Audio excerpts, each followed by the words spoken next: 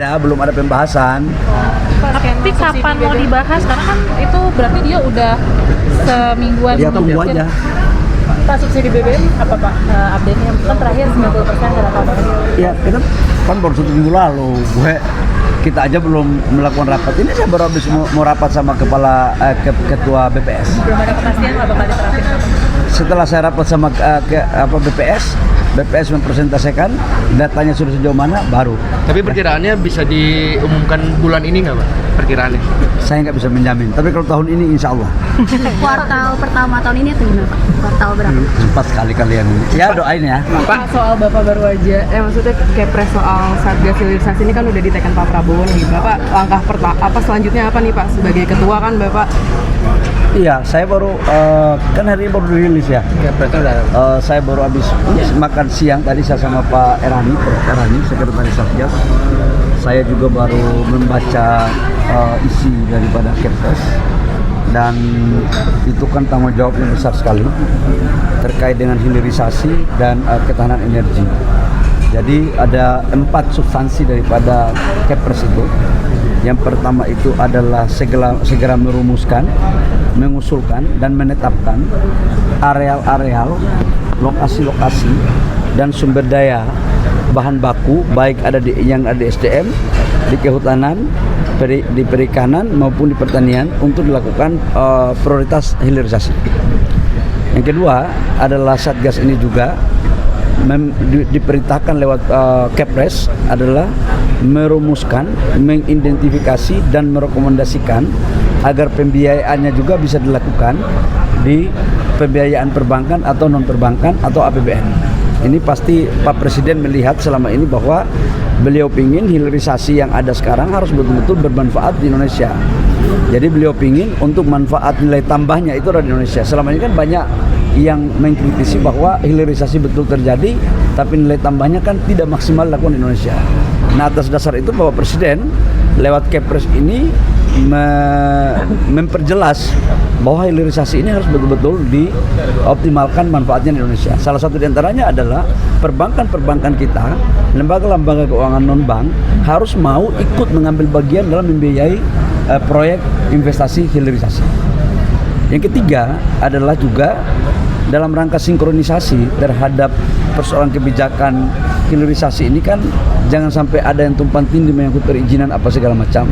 Kan kadang-kadang menterinya sudah oke, bawahnya kadang-kadang ya masih gitu-gitulah. Orang Papua bilang tulis lain main lain, kira-kira kan begitu. Nah itu juga Pak Presiden meminta untuk segera melaporkan dan merekomendasikan untuk diberikan sanksi oknum-oknum itu. Dan yang keempat adalah Bapak Presiden menginginkan hilirisasi ini betul-betul hilirisasi yang berkeadilan. Dan kami diminta untuk memberikan laporan selambat-lambatnya 6 bulan sekali atau ketika dibutuhkan sewaktu-waktu. Jadi mungkin ini yang menjadi, dan Satgas ini ketuanya adalah Menteri SDM, wakil-wakil ketuanya itu adalah Menteri Investasi, Menteri Pertanahan, Menteri Kehutanan, Menteri Kelautan dan Menteri Pertanian. Sebagian menjadi anggota itu adalah Kementerian Keuangan.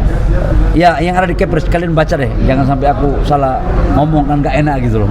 Pak, tadi Bapak singgung ada opsi penggunaan APBN untuk hilirisasi itu, misalkan contoh seperti apa? Di dalam Kepres, iya.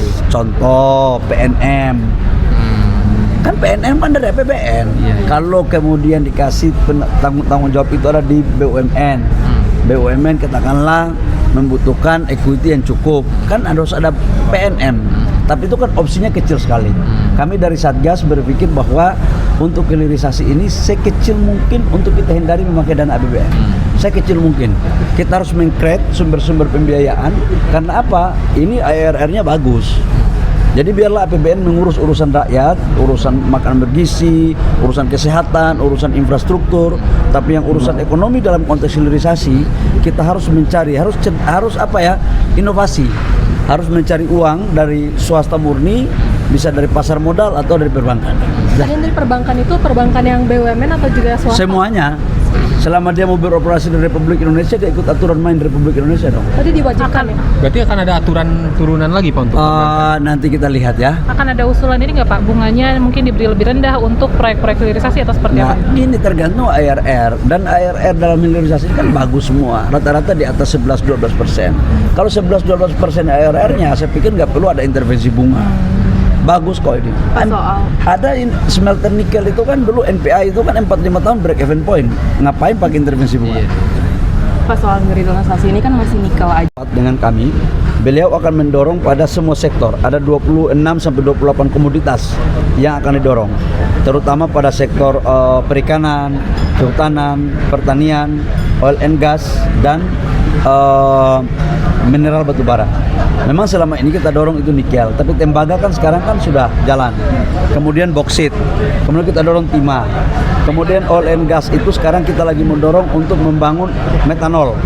Karena kita dari B35 ke B40 kita membutuhkan 2,3 juta ton metanol.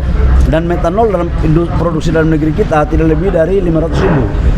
Artinya kita selama ini impor 80%. Nah ini kita dorong untuk kita bangun metanol di Bojonegoro. Kemudian amonia kita akan dorong untuk di Papua, di Papua Barat. Termasuk pada industri-industri lain yang akan kita dorong. Perikanan, pertanian, kehutanan, ini bagian penting yang kita harus dorong. Karena apa? Mereka juga mampu menciptakan lapangan pekerjaan yang cukup. Jadi hilirisasi ini penciptaan lapangan pekerjaan tapi dengan gaji yang berkualitas. Hilirisasi ini jangan lagi kita bicara UMR. Kalau UMR itu padat karya, hilirisasi ini padat karya juga, tapi yang gajinya tinggi untuk meningkatkan pendapatan per kapita kita. Ya. Kalau hilirisasi batu bara itu di mana Pak? DME. Hilirisasi batu bara dulu kan pernah kita dorong untuk DME, untuk substitusi daripada LPG. Sekarang kita mau dorong lagi untuk dorong bangun DME.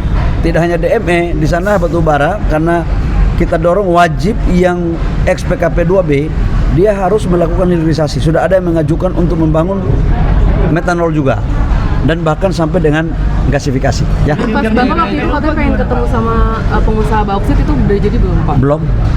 Oh lagi padat ini konsolidasi SDM ini kan. perizinan ormasnya gimana Pak? Untuk kelanjutan perizinan untuk Oh ormas? kalau NU kan udah selesai. Muhammadiyah sekarang sudah turun juga. Kita sudah positif. Kita Yang pakai mana, yang Pak? Adaro. Adaro Udah positif. Yang Muhammadiyah ya Pak? Ya Muhammadiyah. Persis ya Pak ya? Buka dulu ya. Teksnya persis ya Pak?